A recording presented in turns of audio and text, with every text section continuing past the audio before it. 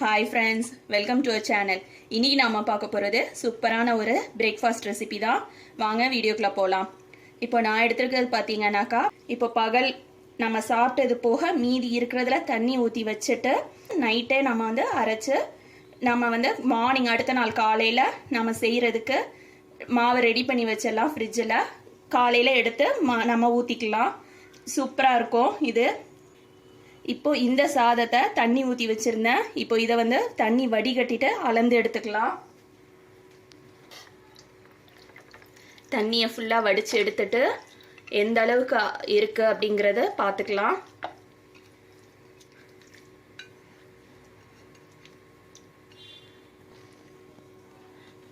தண்ணி ஃபுல்லாக வடிச்சாச்சு. இப்போ இதை மட்டும் அளந்துக்கலாம். நான் அந்த 1 கப் எடுத்திருக்கேன், பெரிய கப்பால். 1 கப் சாதம்,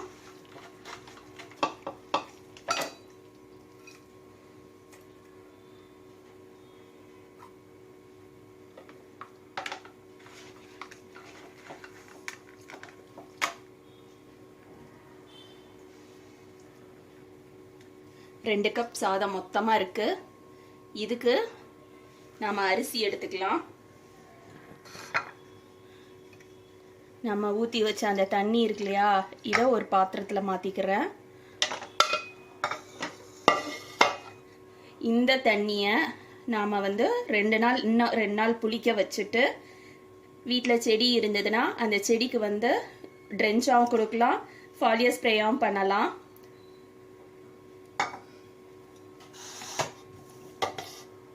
இப்போ இது ரேசன் அரிசி, பச்சரிசி எடுத்திருக்கேன். இதால் 3 கப் எடுக்க போறேன். இந்த கப்பால நம்ம ஏற்கனவே சாதம் 2 கப் அளந்து வச்சிருக்கோம். அதுக்கு பச்சரிசி, ரேசன் அரிசி இருக்கு இல்லையா, அது எடுத்திருக்கேன். அது 5 கப் அளவுக்கு எடுத்துக்கிட போறேன். 5 கப் எடுத்து அரிசியை நல்லா கழுவிட்டு ஒரு 2 மணி நேரம், குறைஞ்சது 1 மணி நேரம் ஊற வச்சாலே நமக்கு அரிசி நல்லா ஊறிடும்.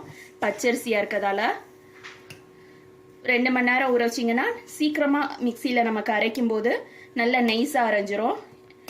இப்போ இதை எடுத்து நான் கழுவிட்டு ஊற வச்சுட்டு அரைக்கும் போது காட்டுறேன்.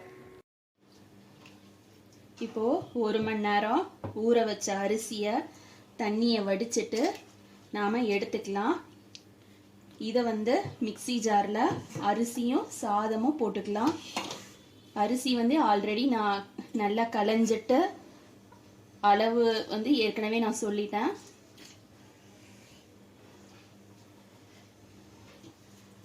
அரிசி நல்லா கழுவிட்டு நான் ஊற வச்சிருந்தேன். அதால அரிசியை நான் அப்படியே எடுத்து போட்டுக்கிட்ட போறேன்.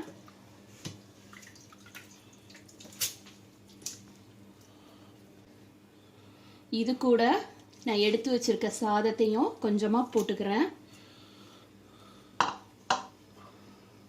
இது 2 கூடவும் தேங்காய் துருவி வச்சிருக்கேன், அதை ஆட் பண்ண போறேன். இப்போ 1 கப் அரிசி, 1 கப் சாதம் இருக்கு. அதுக்கு நம்ம 2.5 கப் அரிசி அந்த அளவுக்கு போடுறோம் அப்படின்னா, தேங்காய் என்ன அளவு அப்படின்னாக்கா, பாதி மூடி தேங்காய்ல பாதி, அதாவது கால்வாசி தேங்காய் எடுத்துக்கோங்க. இப்போ நான் இந்த அளவு கொஞ்சமா ஆட் பண்றேன். ஃபர்ஸ்ட் இத நல்லா நைஸா அரைச்சுக்கலாம் மிக்சில.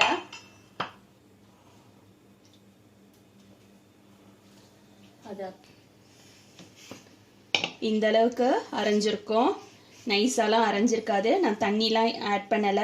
ஏற்கனவே நம்ம சாதம் ஊற வச்சதால அந்த தண்ணியும் அரிசி ஊற வச்ச அந்த தண்ணியும் அதுலேயே இருக்கும். வடிச்சிட்டு தான் நான் போட்டிருக்கேன். இருந்தாலும் மாவு இன்னும் அந்த அளவுக்கு அரைப்படலை. இதுலேயே நான் மீதி சாதத்தையும் அரிசியும் கொஞ்சமாக ஆட் பண்ண போகிறேன்.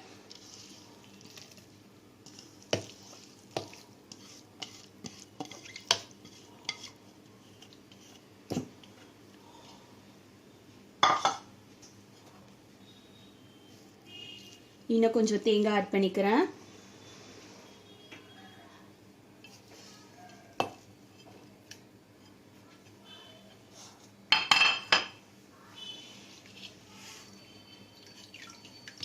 அரிசியும் ஆட் பண்ணிக்கிறேன் இன்னும் கொஞ்சம். இதை நம்ம அரைச்சிக்கலாம். இப்போது இதில் வந்து நல்லா தண்ணி ஆட் பண்ணல, அதால் ஃபுல்லாக அரையாமல் இருக்குது. இதுக்கு நம்ம தண்ணி ஆட் பண்ணல நான் இதுக்கு, அதால் அரையாமல் இருக்குது. மேலால் அப்படியே அரிசி நின்றுட்டுருக்கு.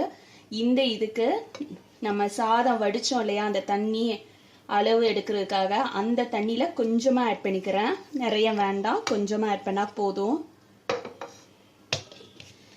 திரும்ப நல்லா நைஸாக அரைச்சிட்டு வரேன். இந்த அளவுக்கு மாவு அரைஞ்சிருக்கோம். இப்போ மீதி அரிசியையும் நான் அரைச்சிட்டு உங்களுக்கு நான் காட்டுறேன் மொத்தமாக. நாம் அரைச்ச மாவு இந்த அளவுக்கு இருக்கும். இப்போது இதுலேருந்து இதை வந்து நாம் ஃப்ரிட்ஜில் 2 நாள்லேருந்து 3 நாள் வரையிலும் ஸ்டோர் பண்ணி வச்சு தேவைக்கு எடுத்து மாவு கலந்து நம்ம வந்து உப்பு கலந்து நம்ம செஞ்சுக்கலாம். இப்போ நான் வந்து என்ன பண்ண போகிறேன், இந்த மாவுலேருந்து கொஞ்சமாக எடுத்து அதில் உப்பு கலந்துட்டு உங்களுக்கு நான் அடை மாதிரி ஊற்றி காட்டுறேன். நம்ம எடுத்து வச்சிருக்க மாவில் கொஞ்சமாக உப்பு ஆட் பண்ணிக்கலாம். 3/4 ஸ்பூன் ஆட் பண்ணியிருக்கேன்.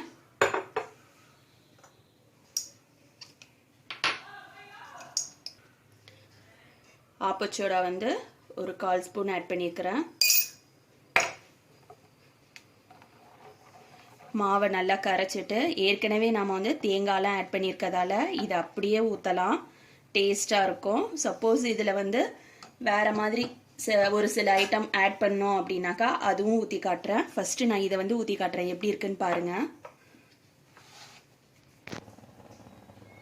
தோசை சட்டி அடுப்பில் வச்சு சூடுபடுத்தியாச்சு. கொஞ்சமாக எண்ணெய் ஆட் பண்ணிக்கலாம்.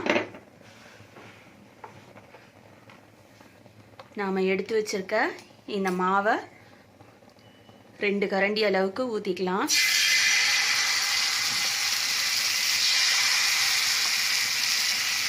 ரொம்ப ஸ்ப்ரெட் பண்ண வேண்டாம், லைட்டாக இருந்தால் போதும்.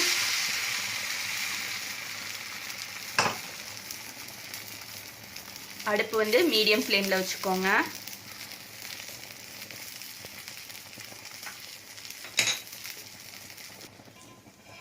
ஒரு பக்கம் பொரிஞ்சிருச்சு. இப்போ இதை எடுத்து திருப்பி போட்டுக்கலாம்.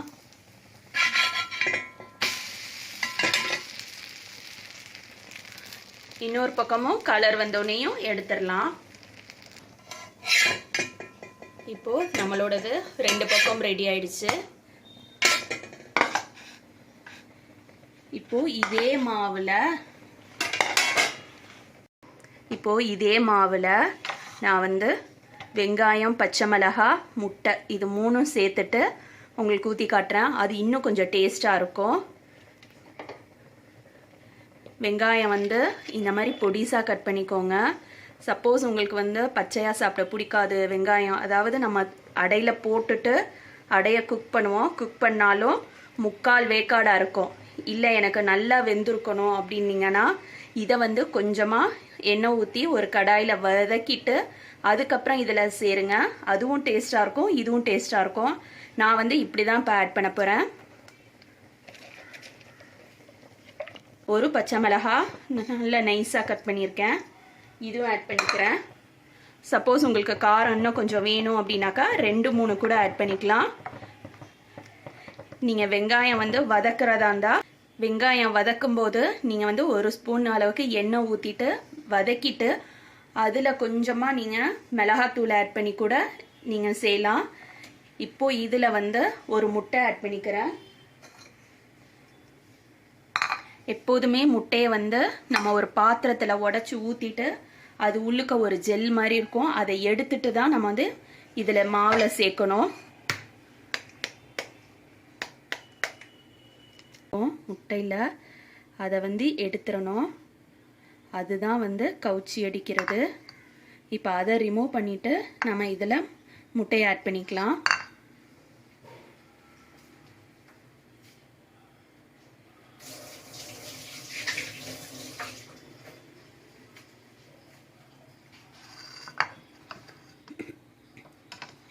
சப்போஸ் உங்களுக்கு வந்து முட்டை ஆட் பண்ண விருப்பம் இல்லை அப்படின்னாக்கா நீங்கள் முட்டையை ஸ்கிப் பண்ணிவிட்டு இந்த வெறும் வெங்காயம் பச்சை மிளகாவை மட்டுமே ஆட் பண்ணி செஞ்சுக்கலாம். ஏன்னா ஏற்கனவே நம்ம தேங்காய் ஆட் பண்ணியிருக்கதால டேஸ்டாகவே இருக்கும்.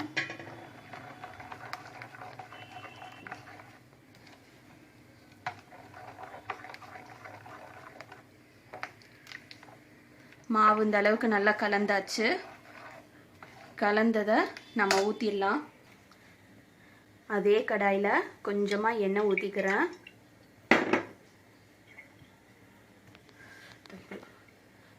அதே தோசை சட்டியில் கொஞ்சமாக எண்ணெய் ஊற்றிக்கிறேன். சட்டி சூடு வரவும் நாம் இதை ஊற்றிடலாம்.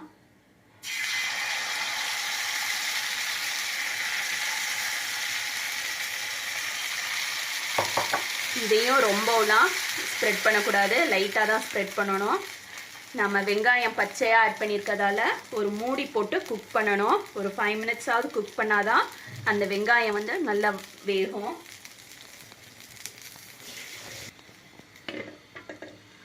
மூடி போட்டு குக் பண்ணலாம். இதே நம்ம வந்து வெங்காயம் வதக்கி போட்டிருந்தா இந்த மூடி போடணும்னு அவசியம் கிடையாது, வெறுமனையே வேக வச்சிடலாம்.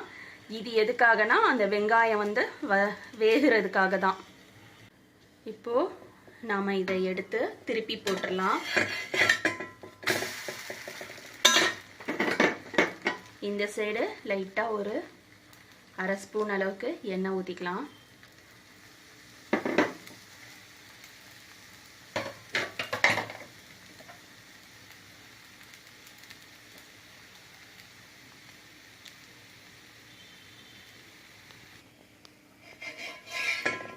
இன்னொரு சைடும் பொரிஞ்சிருச்சு. நாம் எடுத்துடலாம். இந்த அளவுக்கு கலர் வந்தால் போதும். இதையும் இப்போ எடுத்து வச்சாச்சு. இப்போ நம்மளோட வெங்காயம் போட்ட அந்த அடையும் ரெடி ஆயிடுச்சு. பிளெயின் அடையும் ரெடியாக இருக்குது. யூஸ்வலாக நம்ம வந்து வீட்டில் இட்லி தோசை இதுதான் பண்ணுவோம். பசங்களுக்கும் போர் அடிச்சிரும் ஒரே சாப்பாடு சாப்பிட்டு. இந்த மாதிரி வீட்டில் லெஃப்ட் ஓவர் ஆகிற சாதத்தை வச்சு சூப்பரான ஒரு அடை நீங்களும் இதே மாதிரி செஞ்சு பாருங்கள். நான் வச்சு செஞ்சுருக்கிறது வந்து ரேசன் பச்சரிசி வச்சு தான் செஞ்சுருக்கேன். அதே மாதிரி நீங்களும் வச்சு செய்யுங்க, சூப்பராக இருக்கும். தேங்க்ஸ் ஃபார் வாட்சிங்.